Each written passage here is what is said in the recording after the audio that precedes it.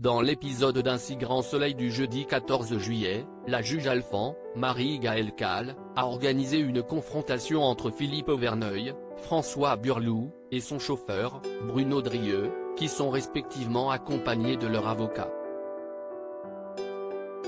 Ce dernier affirme que son patron lui demandait de transporter régulièrement de grosses quantités de drogue entre la France et l'Espagne contre une rémunération en liquide, d'où le fait qu'il n'y ait pas de preuve de sa culpabilité.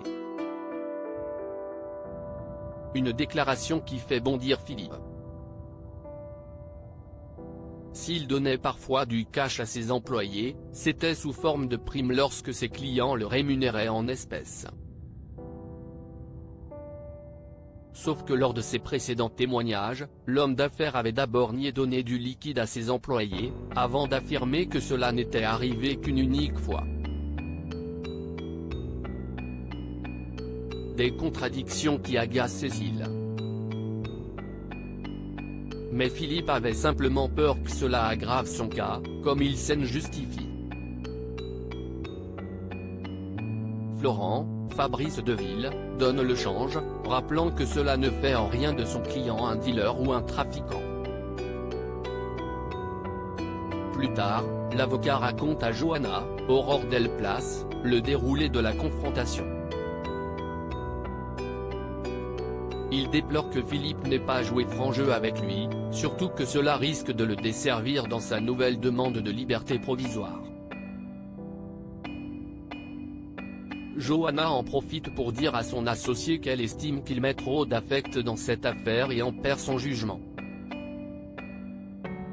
Elle lui conseille de prendre du recul et de traiter Verneuil comme n'importe quel autre client. Au commissariat, l'enquête sur la tentative d'assassinat de Carole Martinez, Valérie de Cobert, progresse enfin. Europol a fourni à Manu, Moïse Santamaria, les résultats de la balistique. Les douilles correspondent à une arme qui a servi lors d'un règlement de compte entre narcotrafiquants en Espagne. Le soir, en prison, Bruno Drieux confie à son co-détenu que Verneuil a encore nié en bloc. Ce dernier lui conseille de laisser faire le temps, puis il se rend à un parloir. À son retour derrière les barreaux, il retrouve Bruno pendu. Inès va-t-elle accepter l'offre de son père? De son côté, Aurore, Clara Huet, téléphone à Enzo, Teilo Azaïs. Pour le remercier de l'avoir emmené à 7, elle lui propose de l'inviter à boire un verre. Ce que le jeune homme accepte avec une joie non dissimulée. Ils s'accordent sur lundi. Gary, lui, jardine lorsque Carole lui propose son aide. Au détour de la conversation, le gérant du camping lui apprend qu'Ina est sa fille.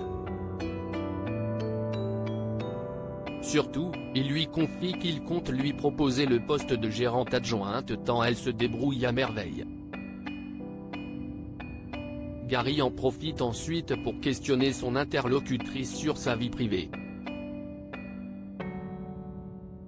Celle-ci lui explique ne pas avoir d'enfant ni de famille, puisqu'elle est fille unique et que ses parents sont décédés.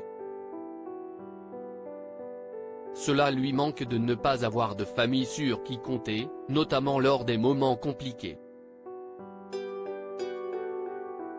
Plus tard, Gary offre à sa fille le poste de gérante adjointe en CDD, qui pourra par la suite se transformer en CDI. Cela lui permettra également de toucher 20% supplémentaires sur son salaire. Si elle est touchée, la jeune femme décline cette offre, lui rappelant qu'elle n'est là que pour un mois. D'autant qu'elle a un job de serveuse qui l'attend et n'a aucunement envie de les planter. Gary espère tout de même qu'Inès finisse par changer Davis.